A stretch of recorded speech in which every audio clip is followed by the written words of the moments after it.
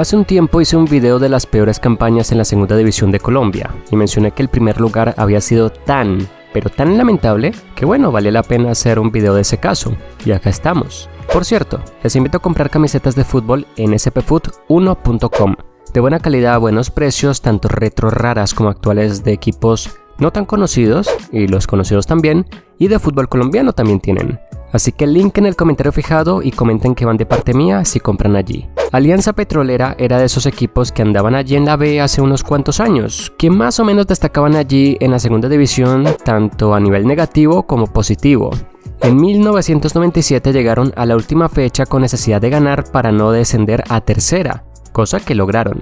En 2002 estuvieron cerca de la primera división, aunque perdieron ante Centauros y quedaron tan cerca pero tan lejos. Luego en 2007 habían hecho una desastrosa temporada donde quedaron últimos en los 2 semestres y no descendieron porque bueno, habían quitado los descensos a la C hacía años, no como en el 97. Y bueno, estos precedentes era lo que acompañaba a los aurinegros, altibajos, más bajos que altos sinceramente. Y en 2009 tocaron fondo. Casi no hubo un alto para lo bajo que cayeron. Tras un 2008 malo, al año siguiente el club buscaba una transformación. El directivo Justiniano Botero anunció una ambiciosa estrategia económica que pretendía recaudar 1.000 millones, divididos en 500 millones mediante democratización y venta de acciones, y el resto a través de apoyo privado y convenios con el municipio de Barrancabermeja. La meta era consolidar un equipo competitivo que pudiera soñar con pelear entre los grandes del país. Creo que eran muy optimistas. Llegaron refuerzos muy champán que pretendían poner al equipo entre los mejores, incluso con cameruneses, aunque priorizando el talento local. Gran parte de la nómina era de esa ciudad, lo que dejaba con buenas impresiones al técnico Óscar Upegui para encarar el grupo A de la llamada Copa Premier en ese momento. Y debutarían en casa el Daniel Villa Zapata el 1 de febrero de 2009 ante Juventud Soacha. A pesar de que el club aún coordinaba aspectos internos como los patrocinadores, las expectativas eran altas. Y debutarían con un empate a 1 en casa, algo que estuvo bien, pero no estuvo exento de polémica. Nuestros protagonistas demandaron el juego porque el rival alineó a un jugador que tenía una sanción desde el 2008, según dijeron ellos. Aunque la verdad es que esta demanda quedó en nada. No hay imágenes de este partido, así que usen su imaginación. Tras este primer punto, el equipo empezó a caer en picada. Perdieron 3 partidos seguidos ante Río Negro, Real Santander e Itagüí, mientras que un empate ante Unión Magdalena fue la gota que rebasó el vaso, por lo cual Upegui renunció en la 5ª fecha a la dirección técnica del club, teniendo que ser dirigido por el preparador físico Jorge Baena, que buscaba levantar el equipo y bueno, empezaron perdiendo ante Valledupar, aunque sí que habría algo positivo. El 4 de marzo jugaron la primera fecha de la Copa Colombia y allí, ante el Bucaramanga Mano, pudieron conseguir el triunfo por 2-1. Una alegría que les daría un respiro de esta presión que tenían, realmente, muy bonito, sí.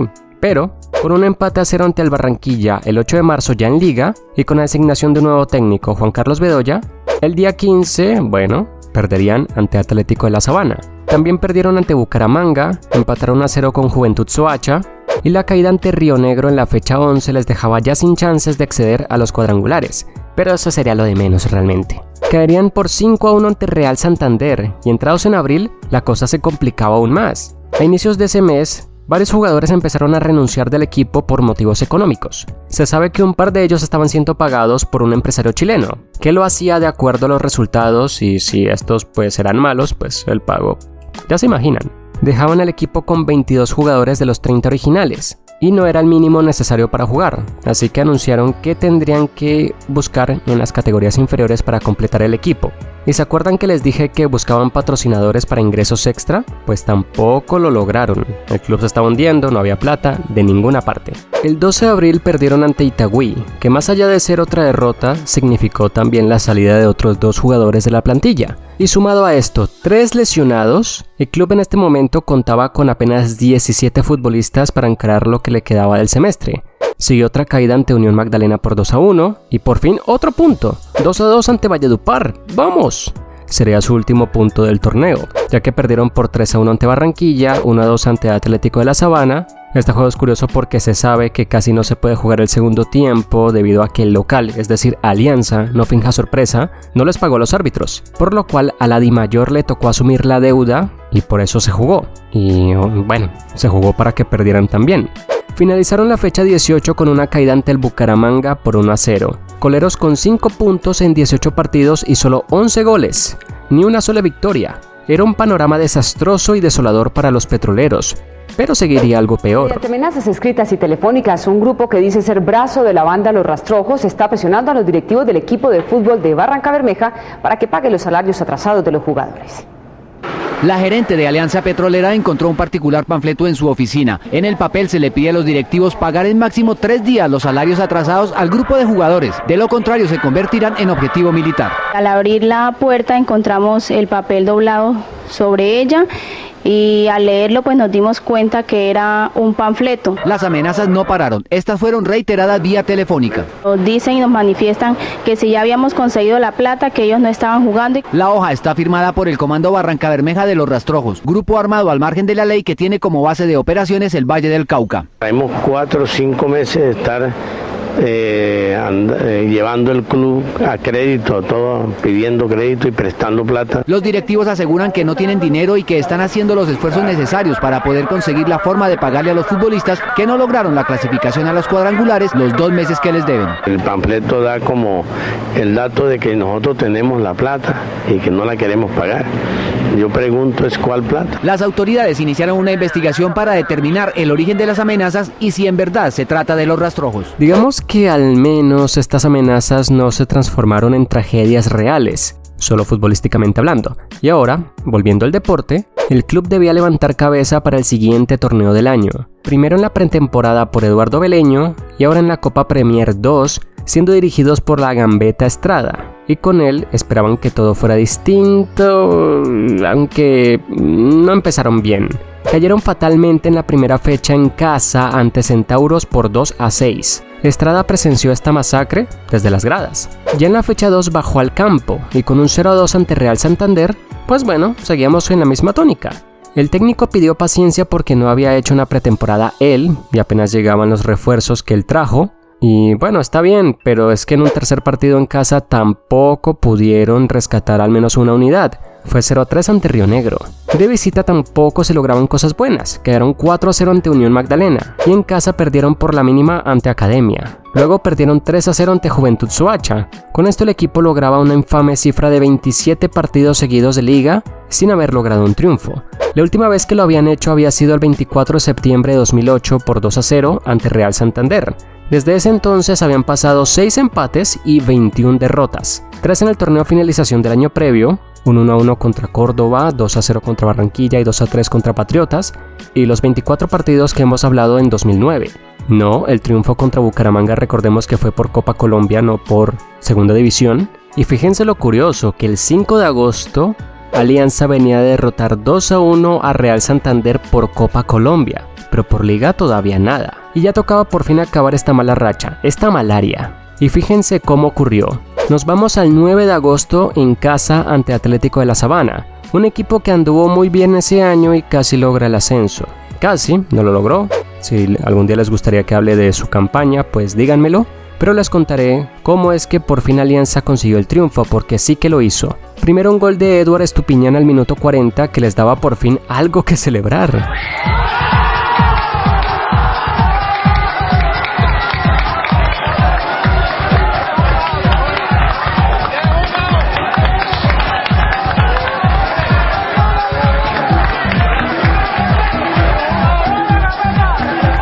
Y luego un tanto de Helio Antolines al minuto 60.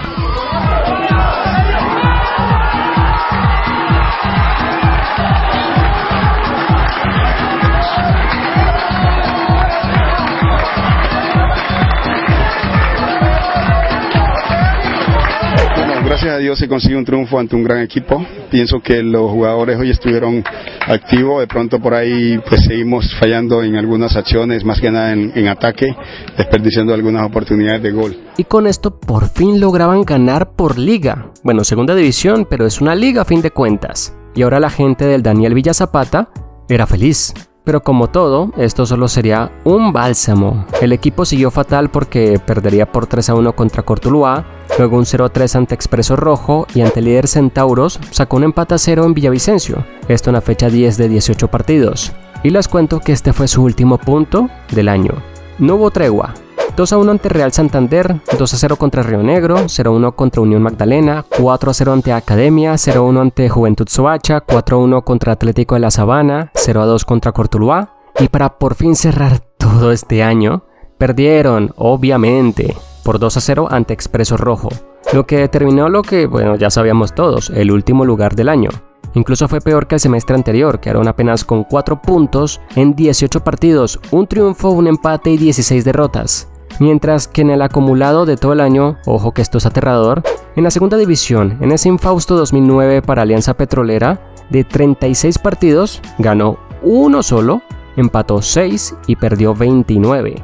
Con una miserable cifra de 9 puntos de 108 posibles, apenas 18 goles anotados y 73 recibidos, obtuvo una diferencia de gol de menos 55, el peor rendimiento en la historia de la segunda división colombiana, considerando la cantidad de partidos jugados. Al término del año se supo que el club debía a sus jugadores más de 8 meses de salario y pues jamás se les pagó la seguridad social. Si tenían dudas, no volverían a ganar un juego de liga hasta el 14 de febrero de 2010, cuando derrotaron en el ahora torneo Postobón 1-0 a Expreso Rojo. Giraldo, nada que hacer, la malla se mueve y como hacía mucho rato no sucedía, gana Alianza Petrolera un gol parcial. Pero en fin, este fue su rendimiento. ¿Quién diría que en 2012 Alianza, estando así como estuvo, llegaría a la A y posteriormente tendría años también malos, ¿por qué no? Y terminaría su historia clasificando a la Copa Sudamericana, pero desapareciendo antes de que pudiera jugarla. Una pena.